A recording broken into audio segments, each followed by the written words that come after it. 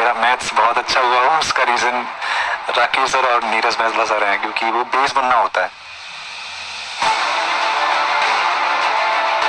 तो नमस्कार एवरीवन, स्वागत है आपका हमारे इस प्यार भरे सेशन के अंदर और एक बहुत प्यारा सेशन आप सब लोगों के साथ all India rank 1 CDS 2022 first exam में तुषार है आप सबके सामने।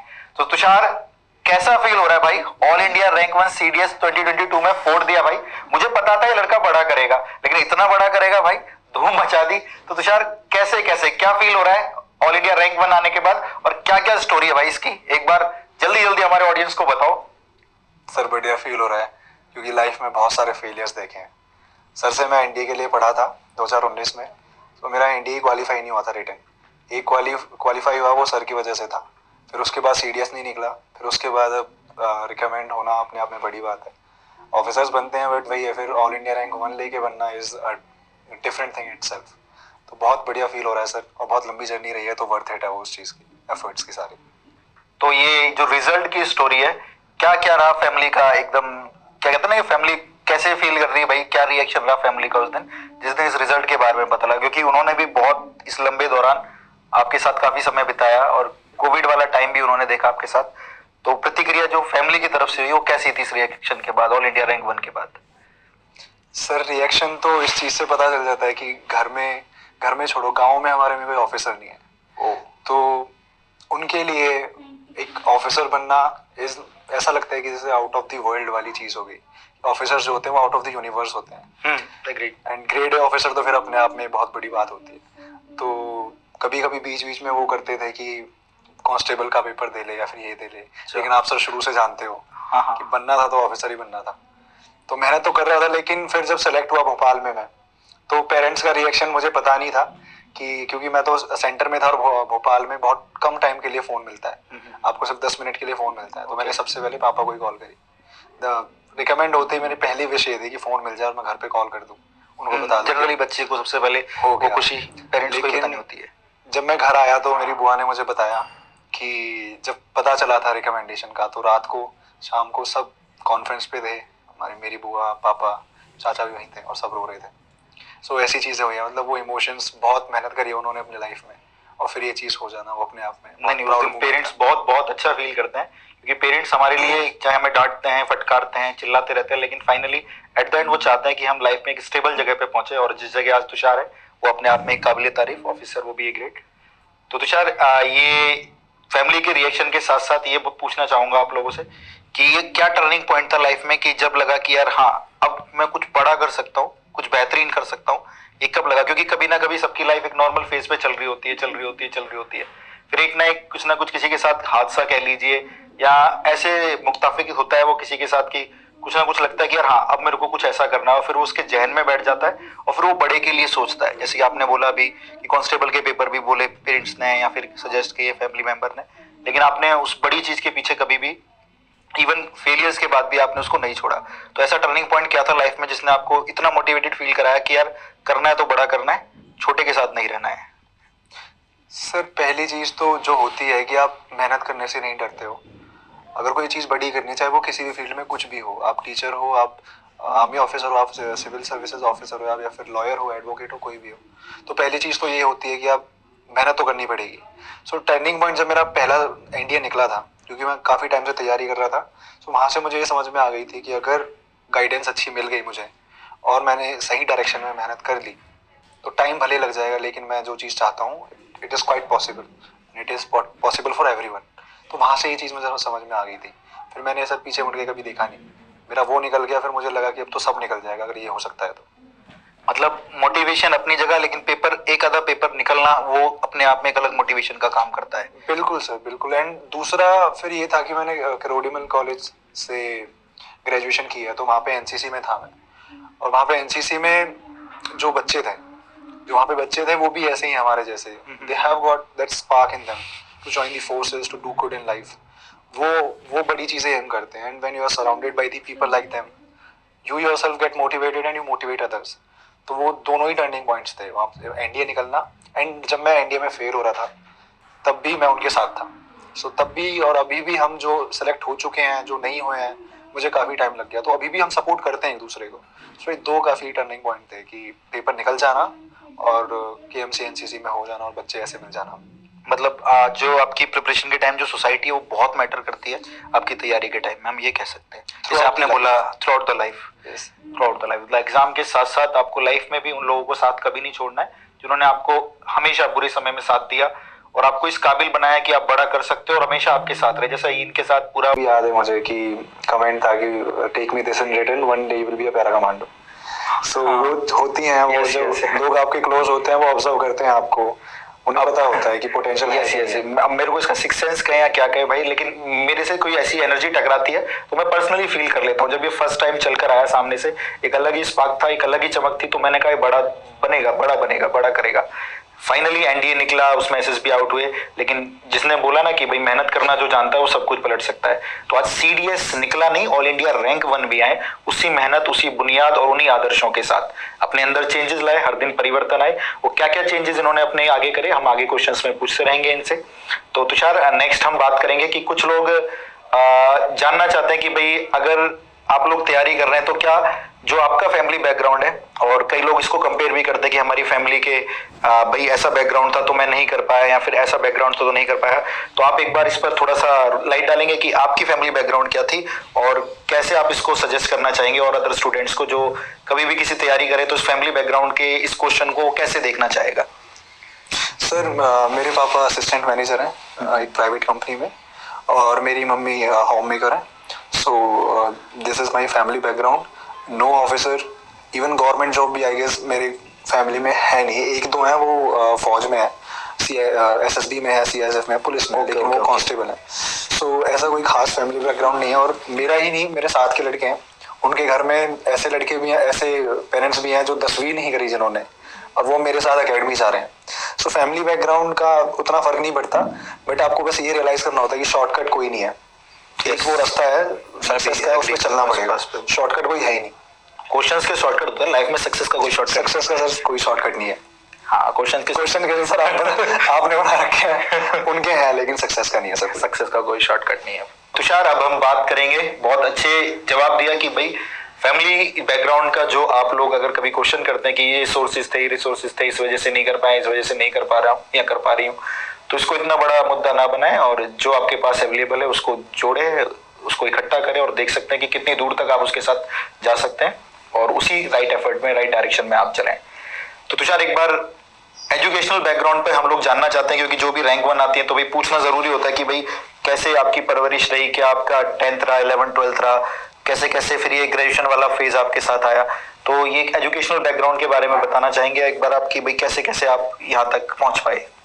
सर, मैंने स्कूलिंग जो करी है वो जवाहर नवोदय विद्यालय मोटू फरीदाबाद से करी है, गवर्नमेंट स्कूल। Yes sir. वहाँ पे उसके लिए भी एंट्रेंस होता है, एंट्रेंस से जाते हैं वहाँ पे।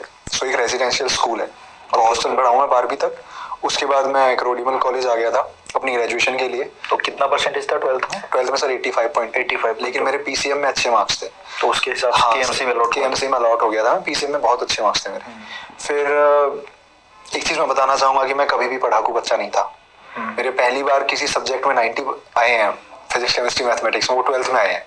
तो कैसे आगे भाई, पढ़ाकू नहीं थे और 12th में आगे कैसे एक्सेप्ट कर लिया था सर वहां से कि अब पढ़ना है? हाँ, ये भी मैंने, देखो मैं इस बात को थोड़ा सा तुषार को रोकूंगा, और मैं भी, क्योंकि मैंने भी बहुत सारे बच्चों से बात करी है। कुछ बच्चों का 10th का स्कोर कुछ और होता है और 12th में बिल्कुल एलिवेट कर देते हैं स्कोर को, और कुछ लोग 10th में बहुत अच्छा कर रहे हैं, 12th में डाउन हो जाते हैं। तो जैसे जैसे आपके साल बढ़ेंगे, आप धीरे धीरे जब बढ़ेंगे, तो आप एक चीज जरूर ध्यान रखेंगे कि आपका ग्राफ ऊपर ही जाना चाहिए, ठीक है? जैसे 10th के बाद 11th के बाद बच्चा समझदार हो जाता है कि अब करना है क्या लाइफ के अंदर, और कहते हैं कि मार्क्स मैटर नहीं करते, लेकिन यार कहीं ना कहीं वो मोटिवेशन का सोर्स है ना? अगर थोड़े से मार्क्स कम रह जाते तो कोई और कॉलेज अलॉट होता तुषार को, तो तब क्या वो एनसीसी वाला ग्रुप मिल पाता, नहीं मिल पाता, तो पूरी कहानी बदल जाती है इन चीजों के आसपास। तो जहां पर भी हो, जिस स्टेज पे हो, यार वहां से मेहनत करना शुरू करो, है ना? चीजें कभी भी खराब नहीं होती, अब बस शुरुआत करो कि कल बहुत बेकार हुआ है तो आज से मैं अच्छा करूंगा, और धीरे धीरे चीजें ठीक हो जाती है।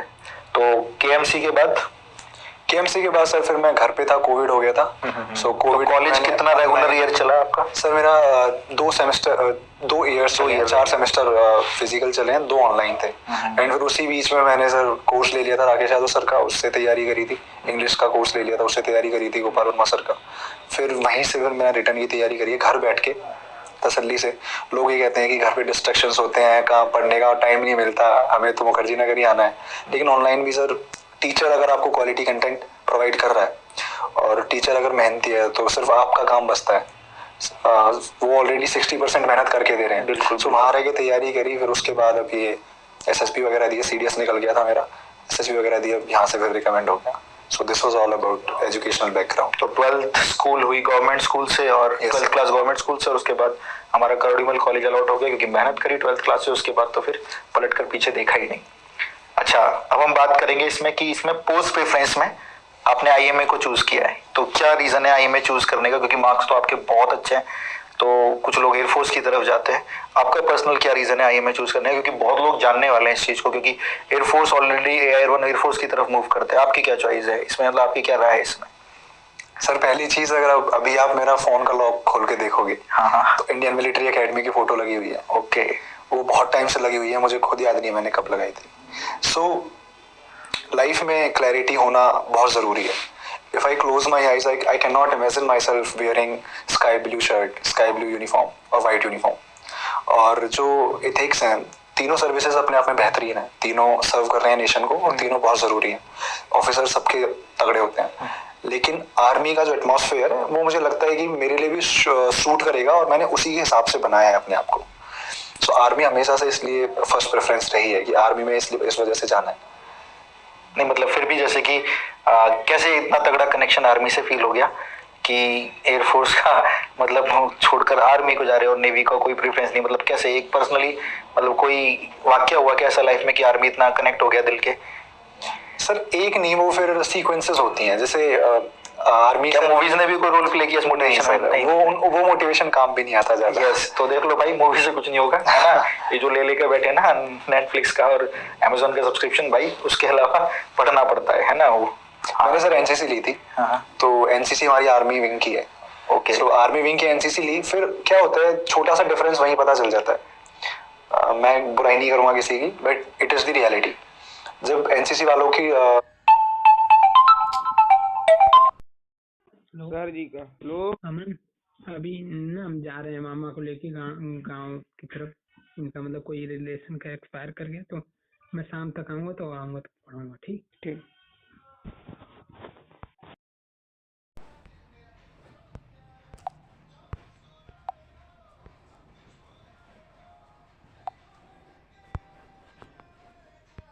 ओके। सो आर्मी विंग की NCC ली, फिर क्या होता है छोटा सा डिफरेंस वहीं पता चल जाता है।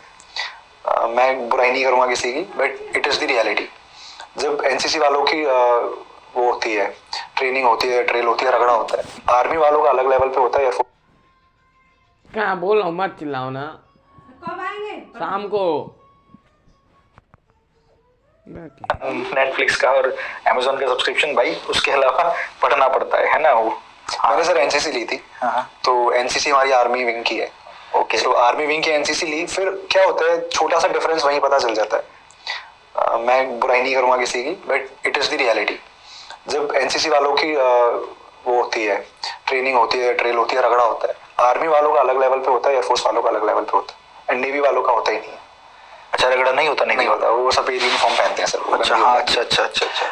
आर्मी हमारे कॉलेज का सिलेक्शन बहुत टफ है। जो NCC वाले बच्चे हैं, वो हमारा ग्राउंड है सर 400 मीटर का, उसके 30 राउंड मारते हैं वो सिलेक्शन में।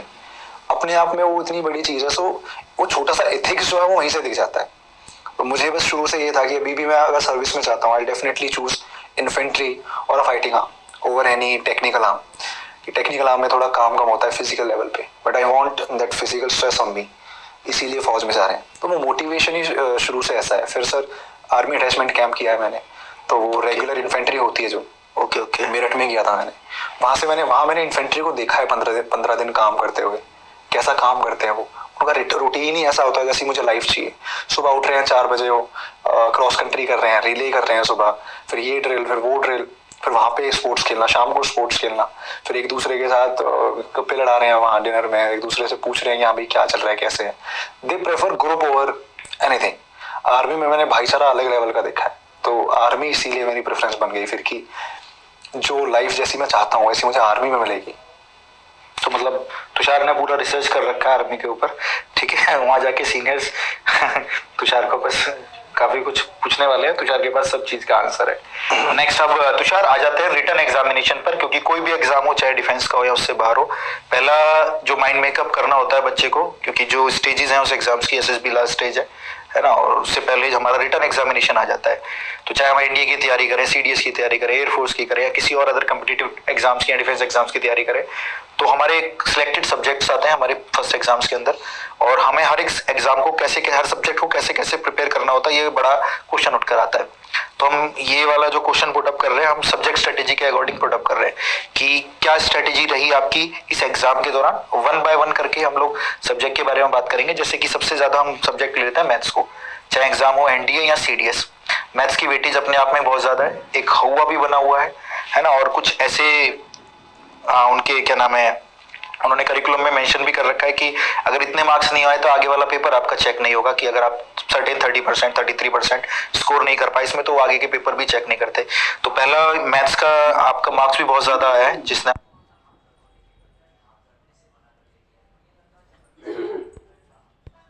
आपको काफी पुश किया इस रैंक की तरफ। तो मैथ स्ट्रेटेजी के रिगार्डिंग आपकी क्या पूरी मेंटेलिटी रही इस प्रिपरेशन के दौरान, जब से आप इस डिफेंस की तरफ रुझान हुआ आपका? मैथ्स के बारे में बात करें, क्योंकि ये बहुत ज्यादा मोस्ट वांटेड क्वेश्चन होता है डिफेंस के बच्चों के लिए, चाहे एनडीए हो, सीडीएस हो, एयरफोर्स हो। मैथ्स के लिए क्या करें वो लोग, क्योंकि सारा गेम मैथ्स के आसपास ही घूमता है। Sir, first thing to mention here is that people are afraid of mathematics. पता नहीं क्यों डरते हैं, लेकिन डरते हैं। मैं नीरज सर से पढ़ा हूँ मैथमेटिक्स एनडीए के लिए, तो मेरा जो मैं वहाँ से जो चीज़ मैंने लर्निंग ली थी वो डिटेल अभी, लेकिन फ़र्क ये आया था कि नंबर ऑफ अटेम्प्ट्स जो थे मेरे क्वेश्चंस के वो बढ़ गए थे, दूसरा कॉन्फिडेंस बढ़ गया था, ऑब्वियसली बात है। एंड तीसरा ये था कि मुझे पता था कि कंटेंट क्या पढ़ना है, क्योंकि already there are reputed books who provide the same concepts and formulas. But teacher कोई भी होता है वो ना आपको सिर्फ कंटेंट प्रोवाइड नहीं करते, they provide you the concepts and they provide you the approach to go for any particular question, any type of question. So वो चीज़ मुझे नीरज सर से पढ़ने के बाद समझ में आई, एंड लकीली मैंने लास्ट एनडीए फिर क्वालिफाई भी कर लिया, बट फिर आई गॉट कॉन्फिडेंस आउट, तो एनडीए के अटेम्प्ट्स तो सर हो गए थे वहाँ पे खत्म। फिर मुझे ये था, जो मैंने चीज़ सीखी थी कि किसी भी कोई भी टीचर, देखो टीचर सारे अच्छे हैं सर, कोई भी टीचर आई विल चूज, सब बहुत मेहनत कर रहे हैं, सब बच्चों के लिए जी जान लगा रहे हैं। कोई भी teacher I will choose blindly follow जो अच्छे टीचर है, फिर उन पे बस भरोसा रखना है। फिर ये नहीं करना कि एक टीचर से अभी ये पढ़ लिए फिर 10 दिन बाद फिर टीचर चेंज कर दिया। एक टीचर आई विल चूज, उनसे पढ़ूंगा और बेस लेवल से शुरू करूंगा चीज़ें, बिल्कुल बेस लेवल से। तो एनडीए के उसके बाद मैंने सीडीएस का बैच ज्वाइन कर लिया था, राकेश यादव सर का, फॉर मैथमेटिक्स। एंड उसके बाद पूरा कॉन्सेप्चुअल वो पढ़ा। मैं रिकॉर्डेड क्लासेस देखता था, क्योंकि उसमें हम 2x पे देख सकते हैं, तो मुझे लगता था कि वो टाइम बचा लेगा, मैं और वो टाइम कहीं और दे लूँगा। और क्योंकि नीरज सर की वजह से वो एडवांस स्ट्रॉन्ग हो चुका था मेरा, ज्योमेट्री वहाँ पे आती है, ट्रिग्नोमेट्री वहाँ पे आती है, अलजेब्रा थोड़ा बहुत आता है, क्वाड्रेटिक इक्वेशन वगैरह पढ़ाते थे इंडिया, परमुटेशन, तो वो जो बेस है वो वहीं से था। लेकिन इसका मतलब ये नहीं कि अगर किसी ने वो नहीं पढ़ा तो वो अच्छा नहीं कर सकता। राकेश यादव सर ने फिर और बेस से पढ़ाई बिल्कुल चीज़ें, वहाँ से फिर जो उनकी शीट्स वगैरह होती थी, क्योंकि प्रीवियस ईयर बुक्स में आप देखोगे 10,000 क्वेश्चन हैं, 10,000 क्वेश्चन सॉल्व करने का इतना कोई फायदा नहीं है। वो बिल्कुल रिसर्च करके वो शीट्स देते हैं, उनकी खुद की बुक्स हैं, तो वो मैंने प्रेफर करी हैं शीट्स। उसके बाद फिर मैंने मॉक्स लगाए हैं। सो मैथ्स के लिए इतना करना वाज एनफ फॉर मी। उसके बाद तो फिर सर क्वेश्चन प्रैक्टिस बचती है, जितने टाइप के क्वेश्चन आप लगाओगे उतना अच्छा स्कोर कर पाओगे। तो आपका क्या स्कोर रहा सीडीएस में? इस बार सर 184 था। 184 इन सीडीएस, मैथमेटिक्स में सर 81 थे नंबर मेरे। That's great. जनरली 40 आते हैं सबके। वो तो बोलो 40 क्लियर भी हो जाता है 40 पर। हाँ सर। आप 2 बच्चों के नंबर लेके बैठे हो, ठीक है। चलिए भाई, तो मैथ्स में अच्छा एक चीज और, ये मॉक का रोल कितना होता है यार? ये जैसे रैंक 1 जो रैंक आती है, पिछली बार भी ऑल इंडिया रैंक 1 एक एयरफोर्स की थी, इस बार भी कैरियरविल से ऑल इंडिया रैंक 1 एसएससी में सुचिता मैम की आई हैं।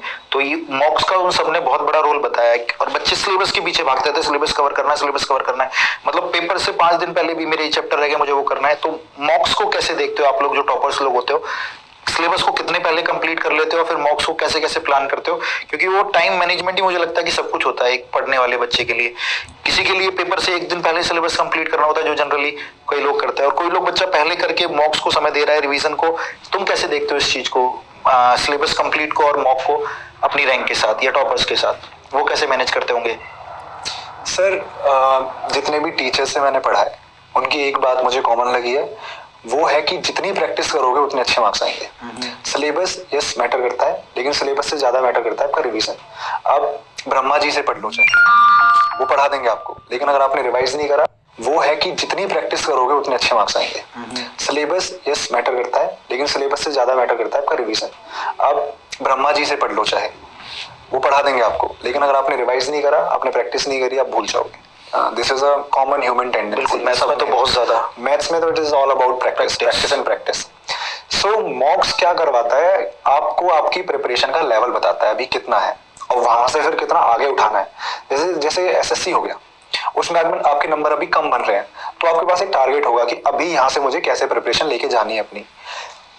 बढ़िया ये रहता है कि आप कम से कम 2-3 महीने पहले तक एग्जाम के वो सिलेबस खत्म कर लो कैसे भी, और टीचर मेक श्योर करते हैं वो चीज, वो पहले ही खत्म करवा देते हैं। लेकिन बच्चे कई बार क्या करते हैं, वो क्लासेस नहीं देखते, दूसरी चीजों में इंडल्ज हो जाते हैं। जनरली प्रॉब्लम भी बहुत आई कोविड के टाइम में, स्किप कर देते हैं। और कोविड में तो बहुत अच्छी चीज थी, राकेश यादव सर बोलते थे, मैंने कोविड में ही बैच लिया था, राकेश यादव सर एक चीज बोलते थे कि अभी कोई एग्जाम ही नहीं आने वाला, तो ये गोल्डन पीरियड है और उसी टाइम में तैयारी करने का, अपने आप को इम्प्रूव करने का। तो पहले सिलेबस खत्म कर लेना, फिर रिवीजन एंड रिवीजन। जब आप क्वेश्चन भी प्रैक्टिस करोगे ना, तो वो सर की अप्रोच याद आएगी, वो वर्ड्स याद आएंगे कि मैंने सर ने क्या बताया था उस टाइम में। तो वो चीजें होती चली जाती। हाँ जी, वो सबकॉन्शियस मेमोरी में बैठ जाती हैं चीजें। उसके बाद प्रैक्टिस बचती है, फिर जब आप मॉक्स देते रहते हो। मैंने एक चीज फील करी थी, जब मेरी पीक लेवल प्रिपरेशन हो चुकी थी, जितने मेरे मॉक्स में आते थे उतने ही मेरे रियल में आते थे। मेरे मॉक्स में हमेशा ऐसे ही बनते थे सर, 170, 160, 180, 184।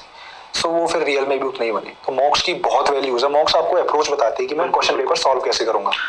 तो मतलब इसको अगर मैं सम अप करूं तो ये कहने का मतलब ये कि आप सिलेबस जितना जल्दी चाहें उतनी जल्दी कवर कर लें, है ना। कुछ बच्चे उसको पेपर के खींच तक लास्ट तक ले जाते हैं, नहीं है कोई जरूरत यार, कोशिश करो टाइमली खत्म हो जाए। और मॉक्स वगैरह रिवीजन प्रैक्टिस वो आपके मार्क्स बढ़ाएगी, क्योंकि 10-10, 15-15 मार्क्स बढ़ाने में बाद में बहुत एफर्ट्स लगते हैं, और वो आप खुद प्रैक्टिस के साथ ही बढ़ा सकते हैं। गगन प्रताप सर एक बात बोलते हैं, उनके प्रैक्टिस बैच में आई है, उन्होंने एक बात बोली थी कि जब बच्चे कमेंट करते थे कि सर ये रिकॉर्डेड क्लासेस छोड़ दो अगली साल के लिए, अगली बार के लिए, सर बोलते थे यार पढ़ते रहोगे क्या जीवन भर, पेपर क्वालिफाई करो, जाओ ज्वाइन करो, सर्विस में जाओ, सर्व करो, अपने आप को, अपनी फैमिली की रिस्पॉन्सिबिलिटीज लो। तो वही वाली बात है, एक बार अच्छे से तैयारी करो, मॉक्स दो, और फिर दोबारा तैयारी करने की जरूरत नहीं पड़ती। बहुत बढ़िया। चलिए अब नेक्स्ट सब्जेक्ट की तरफ आते हैं। जैसे हमने बोला मैथ से सब लोग डरते हैं, तो एक और सब्जेक्ट जो सबको डराता है ना, आपको शायद नहीं डराता हो, लेकिन जो बच्चे देखेंगे इस इंटरव्यू को या देखेंगे इसको, इंग्लिश बहुत बड़ा रोल प्ले करता है। और अगर डिफेंस में अगर आगे आपको जाना है तो एसएसबी में भी बोला जाता है कि इंग्लिश मैंडेटरी है आपको इंटरव्यूज देने के लिए, यहाँ पे बात करने के लिए।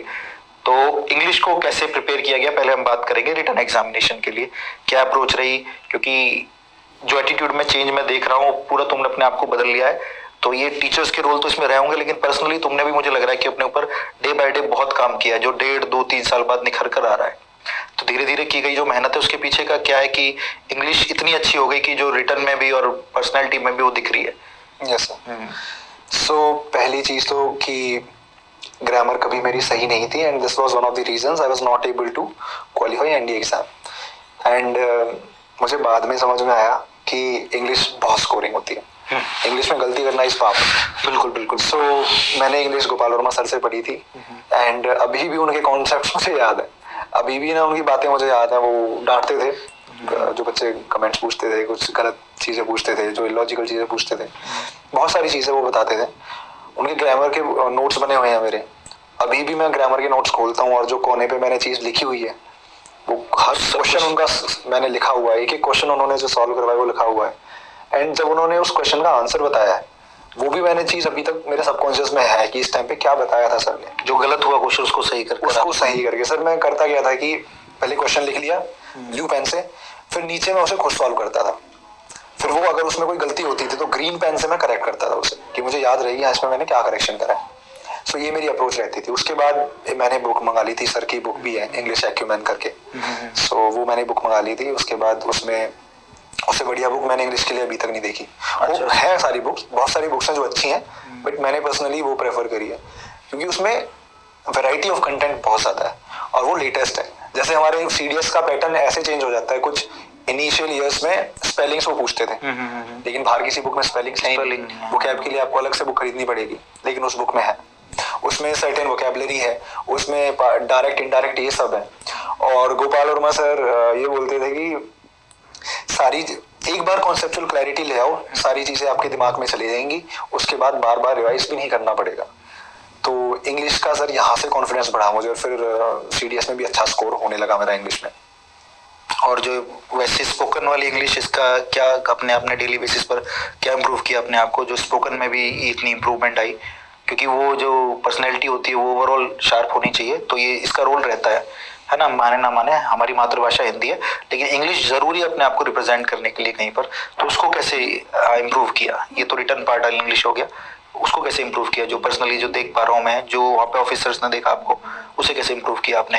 क्योंकि कई बच्चे जैसे अभी एनडीए की तैयारी कर रहे होंगे, आपको बहुत जूनियर्स भी देख रहे हैं आपके, तो कई लोगों का बहुत डर रहता है कि मैथ्स में बहुत अच्छा स्कोर कर लेंगे हम, रिटर्न इंग्लिश का निकाल भी लेंगे हम अच्छे टीचर्स के साथ, कैरियर के साथ जुड़कर, बट हम लोग इंग्लिश बोलने वाली बात होती है तो काफी क्राउड पीछे हट जाएगा। स्टेज फियर इतना ज्यादा है डिफेंस प्रिपेयर बच्चों में, क्योंकि जो गांव देहात से बच्चे, उनको आप कहीं कमरे में बंद करके रिटर्न एग्जाम दिलवा दो, वो फोड़ देंगे, बहुत नंबर ले आएंगे, लेकिन जैसे ही उनको सामने फ्रंट में खड़े होकर कि आपको इन पूरी आवाम को बताना है, कुछ बोलना है, वो पीछे हट जाएंगे, डर जाएंगे कि नहीं हो पाएगा हमसे, क्योंकि इंग्लिश रोल प्ले कर रहा है इसमें, है ना, डायरेक्ट इनडायरेक्टली।